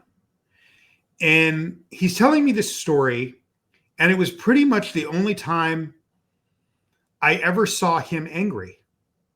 I only knew him for a few years in that time where we were hanging out, but it was the only time I ever remember seeing him angry. I never saw him lose his cool. I mean, he was always kind of a guy that was in control. He'd knock on my door and say, what's up, Mustard? What are you doing, Mustard? Yeah. And kind of had a really even keeled vibe. And one of the things that I really liked about him is he never celebrity'd me. He never celebroed me. He never acted like he was on movies or in shows. He was just a guy with a very even demeanor. So the only time I ever saw him angry, ever, was that day at Newcomb's Ranch. And what he was kind of saying was, in that moment, and he's expressing this with rage, he said, Jamie, I just don't think, he's activated. I'd never seen him activated before. I just don't think that I have a relationship with my parents, that there's an extra party in that relationship. And I think that incident made him realize that his view of his childhood as having this pure tether between him and his mom and dad was not true. He realized in that incident that there was a third person of the movement in the relationship. Yeah. And he was extremely disturbed by it. And if you asked me, that's probably when he said, yeah, I'm going to go off and experiment. I mean, listen, I don't want to believe in woo, especially woo that was indoctrinated to me as a kid. But I almost feel like if that incident never occurs, it shook him. Yeah. And it kind of created distance between him and his parents in his mind, even if they didn't experience it. And I sometimes wonder if that incident had never happened, where he had tried to say a positive thing about the story and been hurt and been threatened for it. I wonder if he'd be alive today. I think it jarred him. Yeah, that's what I'm glad you brought that up, because he a year before he murders his landlady, right? Sometime a year, I'm not sure the exact time frame, but it's about a year, it seems to me. He has this motorcycle accident up in Twentynine Palms. What did he tell you about the accident? At that time we weren't really talking. We were texting. I wasn't. All I can tell you is that, and again, I mean, in a lot of ways, his death kind of primered me to start reading articles and studying about the brain, because his personality change that occurred after he spilled his bike. And again, that was just couple of years after I left LA. In my mind, the first thing I thought when I'm reading about this murder and the TBI, or him dumping his bike and hitting his head, the first thing I thought thinking is like, well, maybe if I had been there riding with him, he wouldn't have hit his head. A crazy thing to think, but that's what went through my head. That kind of guilt feeling. Yeah. And so just to answer your question, so I start reading newspaper. I'm reading this article about how his personality changed. Right. He was assaulting people. He was ending up in jail for a week here, a week there. He was in the legal system. He was getting supervised, mandated psychiatry to stay out of jail. And then, of course, his parents were fighting that because of their beliefs on psychiatry. Scientologists believe that psychiatry is evil. So, he's caught up in the system at this point. In fact, when he was staying with the lady, I think it was on one of his paroles. Well, yeah, he had only been released from jail. Before his death, he served 303 days in jail, not consecutively, but for, different things. He had a 5150, locked up for 3 days on his, psychiatric. Somebody would walk out of Jamba Juice and he would say, "You look," and they looked at him the wrong way, and he was punching strangers. Yeah, and that's what's happened. So he got out February 18. He'd been serving time for assault, and then the event happens. February 18, he was arrested. That was earlier. He gets out of jail on September 21, and he commits the murder on September 2016. Now, after this happens, his parents try to argue that they tried to get him help, and they even argued that they got him psychiatric help. But what I heard at the time is they got him on Neurontin. They try to do like, no, we went outside of Scientology. I don't believe it. And see, these are two child acts. You could see Alexander dies. There's this, they're covering and that's my whole point. Let me make my point. Yeah, it's like, and I'm glad you're filling in the context, because Alexander dies horribly at age 26. and then they're covering up Danny Masterson's rapes. Your friend is murdered. Johnny commits a murder. Here's what happens. It blew my mind. Yeah. Something got leaked. Stan Gerson, the magician we were talking about earlier, the big prominent figure. Yeah, I mean, he's a guy that went to the Okay. highest levels, very prominent, would give lectures promoting it to the lesser public. This guy, Yeah. Stan Gerson, on the far right. Yeah, of Heber, silver hair. Okay, what he does that just he puts out a text to a group of, and this goes to, you've asked me, why don't the parents of the lost generation take responsibility? I want your feedback on this. I'll just give it to you, and you tell me you're giving your feedback. Stan puts out this text on this OT bulletin board, whatever, saying, because Alexander has died. An inner Scientology network bulletin board. Okay. So Alex has died. Johnny's committed a murder and killed himself. And there's the murder you talked about. Stan Gerson writes, what's going on with our children? I'll hold my reaction off, but that's what Stan asks other Scientology parents. What's happening to our children? You give me your reaction. Let me tell you something. It's quite a thing to grow up floating, feeling like ultimately you have no one to turn to. And to feel like that your parents are not loyal to you, but they're loyal to this thing outside of you. And if you upset this thing, they're going to shun you. So in the book, I talk about a child X as anyone that's grown up with this emotional alienation from their parents. Like, I honestly believe, and again, Johnny never told me this. This is my opinion and speculation. And someone could easily come along and say, you have the timeline wrong. That's not when he did that. He did it this time. But based on the conversations I had with him, it was pretty clear to me that he started making other life choices after this incident, where he felt this extreme alienation, where he realized that there was a third party in the relationship between him and his parents. This is a kid that grew up relatively affluent outside of the Inner Navy. And then you have a guy that grew up emotionally alienated from his father and mother under poor conditions, poverty conditions. Maybe Alexander was treated a little bit better because of who his father was, but I don't know if that's true. Not really. Okay. Not really. Sometimes they treat you worse just to make the point. Yeah. But and he is not getting his emotional. He's got emotional alienation from his parents. So what you see here, and again, I don't know what questions you're going to ask me. I'm answering this in real time based on what's coming into your head with your description. So what I'm about to say, I've never had as a thought before. Okay.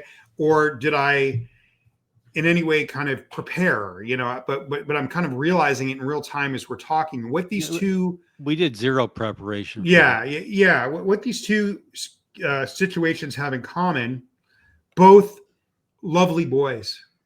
Okay. Both in their 20s, is that parental alienation is what is the catalyst for their death. Johnny, in the sense, going off and making life choices and becoming less close to his parents, that cascaded, right? The drug use that he admitted to, I do not believe was occurring before this incident where the parental alienation occurred. Okay. And then he was just not the same person after that. He was more rigid. He was a little angry, like this changed him, this parental alienation.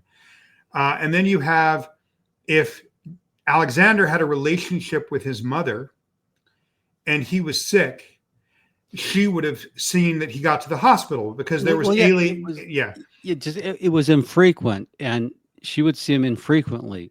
And but did she die before? Did he die before? After he died, after she started speaking out, correctly? Yeah, she But had. that's my Well, point. here, just okay. Yeah, She routed out the Sea Org in 1990, but and then when he well, died, had she already speaking out? That's what I'm no, curious yeah, about. yeah, she started speaking out in 2010, and he had to disconnect. Okay, so this is And my and so But can I just Karen make Ha- a point? And can I make a really yeah, important point before I forget? yeah, Say I please. leave the Catholic Church, okay, and I'd say I leave the Catholic Church, and I hate the Catholic Church, and my son is still a member of the Catholic Church. Hmm. And my son wants to come to me for help because he's in trouble. The Catholic Church is not going to get involved in that. This is a church that's been involved in a lot of scandal. That's why I'm using them as an example. Yeah. They're a very poor example for managing children. Okay. They're not going to get involved in that. They can have one person that hates them and another person, a parent that hates them and a child that loves them, and they're going to have their relationship. In the case of Alexander, because Karen had spoken out, the Hubbard's movement had ensured that there would be alienation there. If that alienation was that mechanized, systematic alienation based on very specific doctrine, you speak out, you're shunned. If that policy was not, if there was not a gun to Alexander's head, for having a relationship with his mother, he could go to the re-education camp for years for that. Correct. Yeah. For wanting it too long, he could go to the re-education camp. If that systematic mechanized machine wasn't in place, when he got sick and he was in a circumstance where he needed money or needed medical care, he would have called his mother. The only reason Alexander is dead is because that machine made sure that he was alienated from the person that cared about him most, that had resources to make sure that he would have had options. Yeah. And I believe that it's parental alienation, at least in Johnny's head. I mean, his parents still loved him and he still had a relationship with them, but he was not the same person after he realized that there was a third person in the relationship and he started making different choices. So I would say, and again, I'm saying this in real time just based on your presentation to me, because I didn't know what you were going to talk about. Yeah. I would say that both of these beautiful boys, because Alexander was lovely, sweet, and charismatic the time that I met him, and he was kind of known to be that way among his friends. Johnny was a lovely, lovely boy.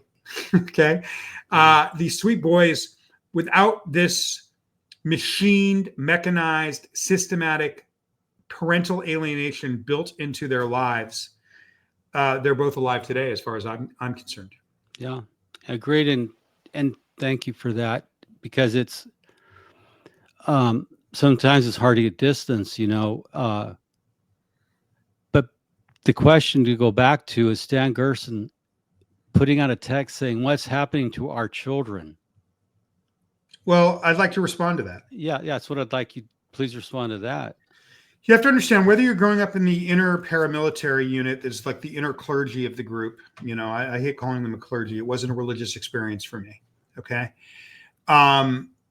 Or whether you're growing up as a well taken care of, wealthy kid that's an adherent, the indoctrination is the same. At 4 years old, you start doing these non-reactionary drills where you learn to.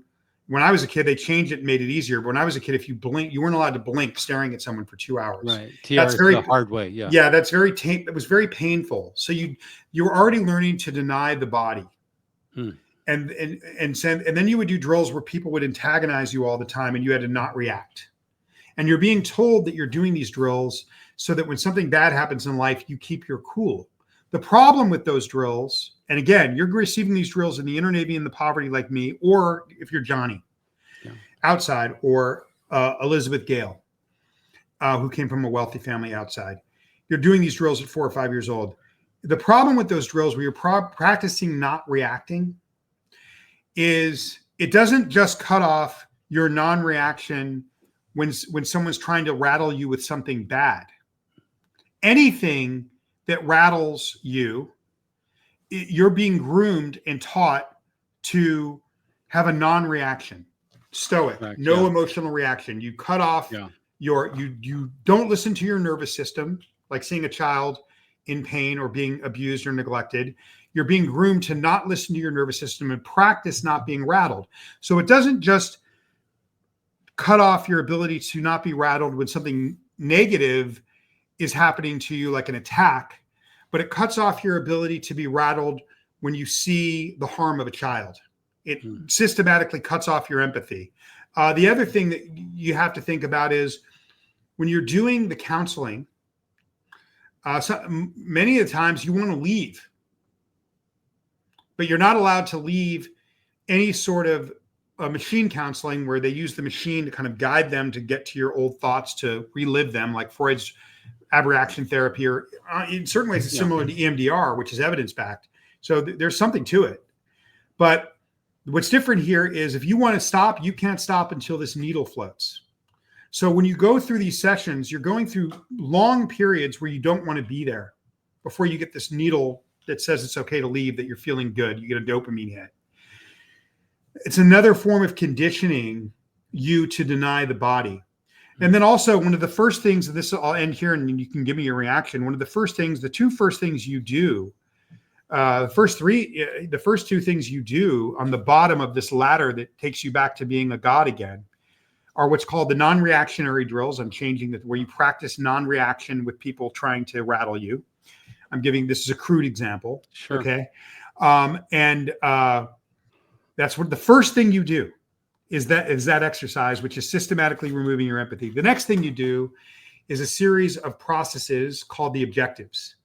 Now, these objectives are you in a room with a counselor moving your body around, basically controlling you for hours on end. And they want you to do dozens, if not hundreds of hours of these before you officially start this ladder to spiritual attainment or the godlike state.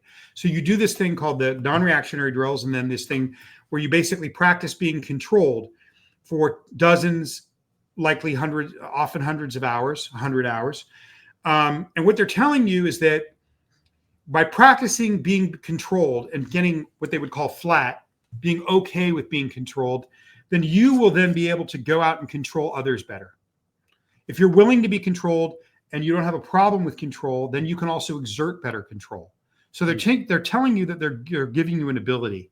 They're also telling you that by doing these first two things that you do, the non-reaction drills, and then the objective processes, which is basically you just being controlled for dozens of hours at least, that you're also going to have an ability to have some distance from your your reactionary mind. You'll be able to see it better because it'll be away from you, not so right in you like a limb, but like over there. You'll be able to have a better perspective on your reactionary mind. This is my interpretation, that's what they're telling you you're doing. But what they're really doing is grooming you and getting you accustomed over dozens, if not 100 hours, to be getting used to being controlled. So the first two things you do systematically cut off your empathy and acclimate you to being controlled. Yes. Right. And so when you do that to a child mind, I probably started doing those things at 4 years old, 5 years old, maybe 7 years old. I think, under the guise of a religious experience, I think you're setting up a mechanism where your economic class really doesn't matter. You're in a situation where when you feel your nervous system telling you no, you ignore it. Yeah. And then people around you are able to get you to do things like tolerate a second-hand relationship with your parents. Well, you've been acclimated to be controlled. Put through these draconian, coercive, brutal forms of punishment where you're made a second-class citizen when you mess up. Nobody would do these things where you're kind of constantly made to think you're less and wrong. A normal person wouldn't do these things. But because you've practiced being controlled, you've been groomed to be controlled, your empathy's been cut off from a young age, you just do what you're told, even though it doesn't feel right, because you've been groomed to do so. And you don't have empathy for others when you see that happening to them. Yeah. I don't think what Alexander and Johnny have in common is they both would have been put through these things at a very young age.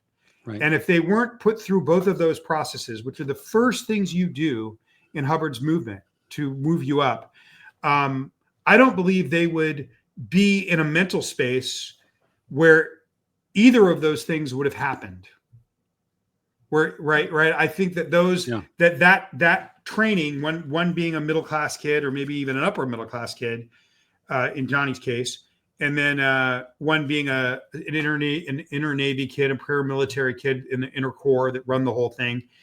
That is an experience that it sets you up for you to not be for you to make catastrophic choices or not be able to maneuver in life well when faced with certain circumstances. That's what I would say. If that, and again, push back on me, Jeffrey, if you think that I'm. Well, so when Stan makes his text, what's happening to our children? Through what lens is Stan's not seeing it through that lens. No, Stan is seeing it through the lens of where he thinks he's saving the planet. He's an elite member that's lauded, and people treat him like a king or a lord. And so he's seeing it from a lens of his narcissistic baby boomer. Well, I'm happy, so everyone else would be around me too. And it's a very superficial statement. He didn't mean it, right, Jeffrey? I mean, if he meant it, he would have said, yeah, what is happening to our children? And maybe he would have gone and started talking to kids that weren't doing well, that had gone through this thing. So it was just a superficial,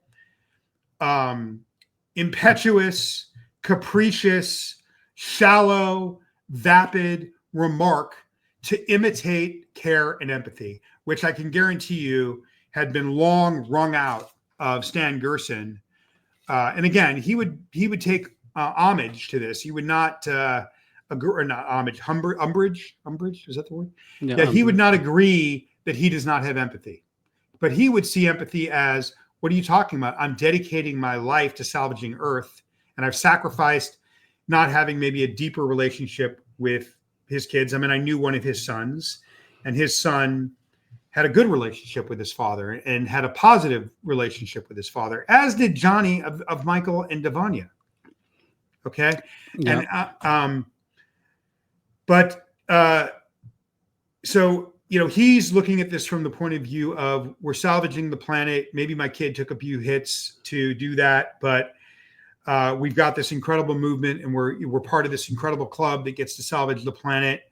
Why on earth would these accidents of our kids getting hurt when we're doing so good? So it was a very vapid, kind of almost cult-like, and I don't like to call it a cult because I don't want to. It doesn't tell you how. It basically oversimplifies the level of mental manipulation and subversion of the mind. But you know, he's coming from a point of view of somebody that's had his empathy wrung out, that's had his. So it's a very superficial statement intended to imitate empathy, but there's no feeling behind those words. Somebody that felt those words, if I ever said to you, got to a point, Jeffrey, where I said, what's happening to our children, I would be out talking to our children. I can guarantee you this, Stan Gerson didn't talk to one child after that, and did no research, didn't lift a finger beyond that statement to look into the children. Yeah. And my reaction when I read it was, what the hell is wrong with you, Stan Gerson? You raise your children in this complete mindfuck that destroys them. Yeah, things are going to go real bad for the children, and you don't even see it, Stan. You're so blind. Yeah, and because it was more impactful than that. But the other thing, so Stan's seeing it through his lens of this. Everyone in Scientology pulled it in. So would other Scientologists that believe that Alexander pulled it in and Johnny Lewis pulled in their deaths? Oh yeah, 100%. I mean, we would have both, whether you were a kid on the outside, a wealthy adherence kid, or a middle-class adherence kid, or you're an inner Navy, inner clergy, paramilitary kid like me, you're being told from the time you're 4 years old, anytime anything bad happens to you, it's because you did something bad in this life or a previous life. So and your parents parents have a thought-stopping mechanism where they're indoctrinated, where they don't have to feel bad as a parent, and they don't have to feel bad for you, because they know 100% when they're looking at your broken leg or your injury that you caused that to happen to you. Yeah. So he would have also been looking at it through their lens. That's a really good point. I mean, that's an additional addition to the lens. Dan would have been looking at it like Johnny and Alexander were doing bad things and made this happen to themselves. Yeah, they pulled it in. And Johnny's parents tried to argue in the media that, no, we tried to get our son help, but they didn't. Here's something that Johnny Lewis's parents did. When he was going through his time of trouble and needed some lawyers and things, they loaned him $60,000, right? Maybe the year before he died. Yeah. To help him out with some stuff. Here's what Johnny Lewis's parents, OTs, do after he's dead. And he has a daughter, by the way. He has a daughter, and there's a custody battle, correct? Yes, he had a daughter with one of the guest actresses on Sons of Anarchy. Yeah. I mean, they were never married, but it was proven that it was his kid, and everybody knew that he had this daughter. Yes. So he needs to support a daughter, and here's what Johnny Lewis's parents do. Here's what shows up in the media. Dead Sons of Anarchy star Johnny Lewis's parents sue actor's estate. Actor's mother and father claim that they haven't been fully repaid for the $60,000 they loaned him shortly before his death. So Jamie, yeah. Comment on that. Well, you have to understand that Johnny might have had a financial crisis at one moment where he didn't have any money, right? Yeah. But you have a guy that's done a tremendous amount of work. He's been working in SAG since he was a kid, Screen Actors Guild. He's accumulated a lot of credits on different TV shows. There's royalties coming off those shows, and there's royalties coming off the movies. So even at this point in his life, if he doesn't work, he could have, a six-figure income. Yeah. He could be broke one day, and then 6 months later, he's got a multi-six-figure income rolling in from residuals, right? Yeah. So those residuals, whatever that money is his daughter is entitled to that money. If he didn't have a will, that she would have been the person entitled to that money. So what they did is they said, no, this Johnny didn't support this kid. I know the woman met a guy that kind of started raising her. Her new boyfriend was raising her as his own. And so rather than this money going to their grandchild, they decided they wanted it for themselves. It's 60 grand. To me, if I'm an empathetic person and it's my grandchild, I would not want that $60,000 back. I would want that money to go into the financial security and care of my you wouldn't even think of it. So let me show you this juxtaposition of images, okay? And then can I just say one thing? No, let me finish. Let me do this. Okay, this is your son, dead. Okay. Okay. That's the last photo you see. That's the blood from Johnny's body? Yeah, that's when he falls off the roof onto his skull. So that's the blood stain right there. Yeah, he falls off the roof. Okay. And he falls off the roof, and look, I have the autopsy up on my blog. Okay. And it's pretty brutal. So so that's the last image you have, but then this is what you actually do in what you actually do. So even though that last image is of blood and brains on the concrete, you're going to sue. And then it gets worse. As Tony Ortega reports, 2020, Johnny's mother died of melanoma shortly after Kirstie Alley died, right? Wait, so Devonia died? Yeah, Devonia died of melanoma. Tony Ortega reported on it. So Johnny Lewis loses his son. His wife dies. And then he gets right back in the saddle and then he writes a success story. Okay, can I comment on this in Scientology Money Project economic terms? Yeah, please. Okay, I mean, what you're looking at here is this kind of concept in economics of what I would call a sunk cost fallacy, right? Which is this idea where you've invested so much time and energy in something, whether it be money or other resources, that then it kind of has to be true. Right. So you lose your son, You've donated hundreds of thousands of dollars. You've encouraged, Michael Lewis has taken millions of dollars, probably at least hundreds of thousands of dollars from the parents of children for giving them this counseling at a very young age.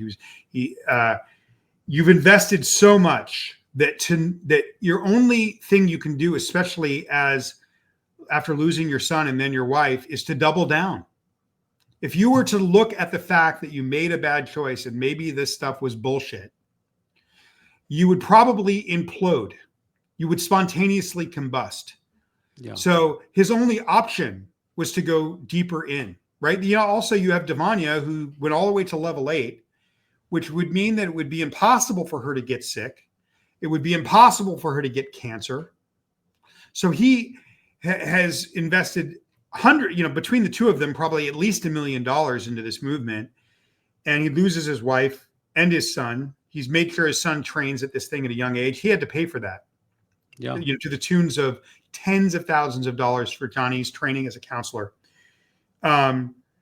He's either got to look at the fact that he got involved with something that destroyed his family, or he's got to double down. And what you're seeing here is a guy spiraling into a form of manic belief as a way to, and I feel for him, to self-regulate and deal with the death of his wife and his child. And it's so dark and twisted.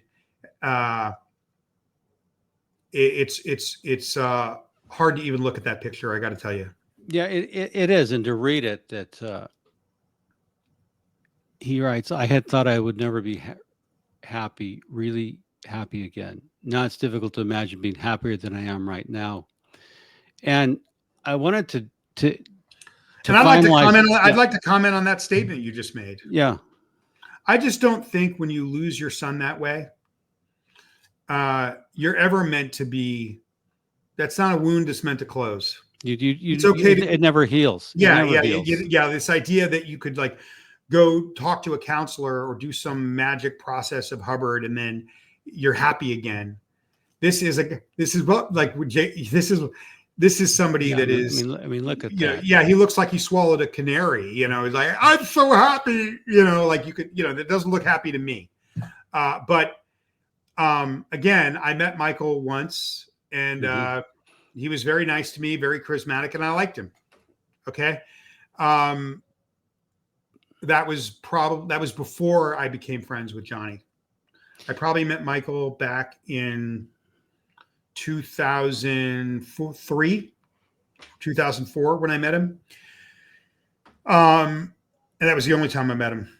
But this is the whole point of my book, of these kids across these 4 continents over 40 years, these lost generation of kids, is there's thousands of these kids. Hundreds of them are, dozens of them are dead either through suicide or strange circumstances, overdoses. They're still dying. I have one that died of a drug overdose a few years ago. I had another one that called me after I did a recent interview on the internet, saw it, called me. He was at the 811 Beacon Street nursery with me, the Asho Day House, and he was in the Melrose building with me. And that guy is in his early 50s dying of heart disease. And there's data science that proves that the leading cause of disease in adult human beings is childhood trauma. Right? So I would look at Alexander and Johnny as both child X's. They never really were given a total choice. Certain parameters that are really important for safety in life were determined for them, and a mark was put on them, an X, of what they would do and be before they even had a chance to have a say. Yeah. In a way that goes beyond belief. Yeah, and this is why your book, Child X, is so important.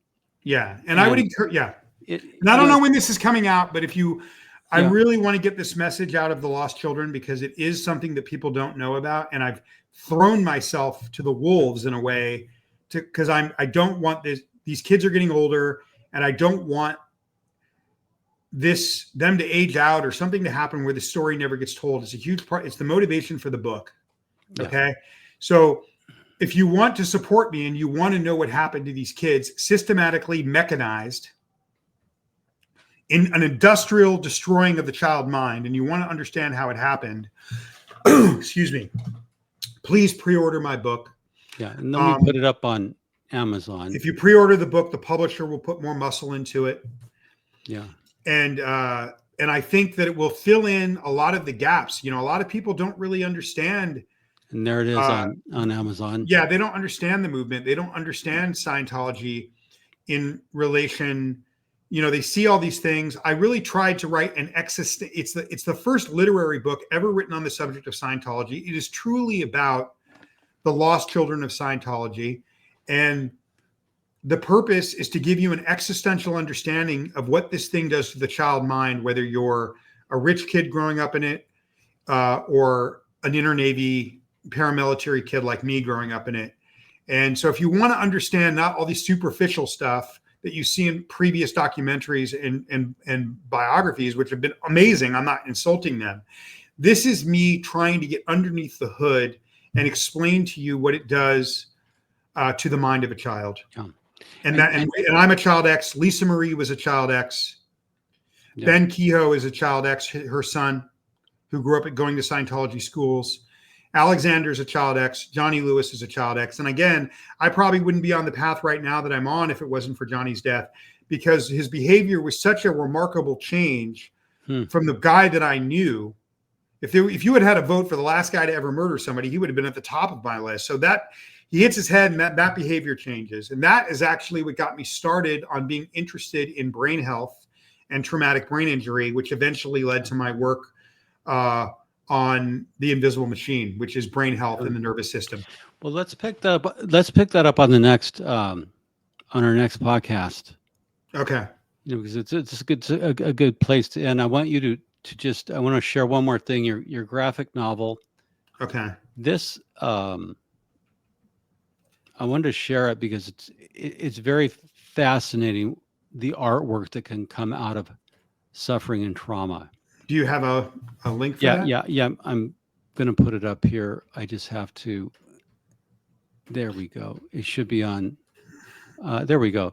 Yeah. Now this is your graphic novel, which is the companion piece to Child X. Graphic Child X and Hybrid are kind of they're companion pieces, because I wrote Hybrid during COVID. And this is a story, an astonishing story of a future adjacent Los Angeles about a young artist growing up in poverty and deprivation. But it's a sci-fi story in a future adjacent Los Angeles that's supernatural. And because I was so ashamed, I was never going to tell my life story. I'd written it as a sci-fi graphic novel, had it illustrated in a little stone town in southern Italy, and it's a story told in 60 paintings. They're double-page paintings of fine art, and when you see what's inside behind those pages, it will blow your mind. If you click on the video here, if you put the link in the show notes, they can click on the video and see some of the images in the book. I'm not asking you to do that right now, but I'm saying, I recommend you do it. If you go on here and you pre-order Hybrid and you pre-order Child X, you will be supporting the story of getting out the lost children. It really is important to pre-order the book because that's going to affect the media leading up to it. Sure. And so if you want to support, if you want people to know about the lost children of Scientology, I'm shamelessly saying pre-order it, both of them. Very good. And what's amazing about these two books is one of them is a sci-fi fantasy that's artwork. Well, let me ask you about, let me say one thing, and then it's Child X. And there's not one scene in Hybrid that isn't in Child X, because it's this. I was never going to. It's the same story, but one of them from a fictional sci-fi standpoint, and another of them as a literary novel, a novel-esque memoir. So they talk to each other. Yeah, is Hybrid a Romana a clef? A what? A Romana a clef. I'm not sure if I know what that means. Real life hidden in a novel. Yes, I would say that's true. Yeah, because that's what it seems to me to be. There's a lot of these types of books, Romana clef. I'm an English major, so apologize. And I will say, that's a good. I mean, obviously, but there's sometimes you can't deal with the pain, so you write a type of novel which is real life, but because I was never going to write Child X. That happened in the last 2 years, suddenly and abruptly and sharply. I wrote Hybrid as a way to tell my story. Well, that's a good way to do it, because sometimes that's the only way you can deal with it, and then And I never After you thought get through that, you can come up to the next level. Yeah, and I never thought hybrid was going to sell. So it's very strange what happened here. I then agreed to do Child X. And then my agent has an idea to sell hybrid and sends it off to this very brave, astonishing publisher, my favorite publisher of graphic novels. And they want to buy it. And I mean, this woman only publishes a few books a year. Last year, she published 6 books, and 2 of them got nominated for the Eisner Award, which is the Academy Award of graphic novels. So getting her to publish your book is harder than going to even a big house because she's so selective. And so that sold a year ago. I never expected it to be published. And then she chooses a publication date that's 2 months after Child X comes out. And I'm just seeing this as a poetry of these 2 books. One is an art piece, one as in terms of visual art. And there's supernatural stuff in it too. It's science fiction. Yeah. But the scenes are identical. And then one as a literary work that I've written as a beautiful painting. I mean, if you like writing, it's a beautiful painting. The first literary work on the subject of Scientology, and they're talking to each other in incredible ways. And it was totally an accident. Yeah, an accident. I'm starting Child X this week. I just got the copy in the mail 2 days ago. And Jamie, it was a pleasure having you on the show. And I hope we've been talking for some time. Yeah. Jamie and I have been talking for some time. We had a chance recently to meet in person, which is always important, which was really quite something. So I look forward to you coming back down to LA, or if I go up your way, to see you again. But your final word. My final word is thank you for giving me the opportunity to talk about this subject in a way that it's not normally talked about, with a little bit more nuance or a different kind of approach. I don't want to, I'm so grateful to Going Clear in the Aftermath. I just think, this is a different kind of conversation that we can have because those other things existed to give us room to have conversations like this. Sure. There's more build on each other's work, and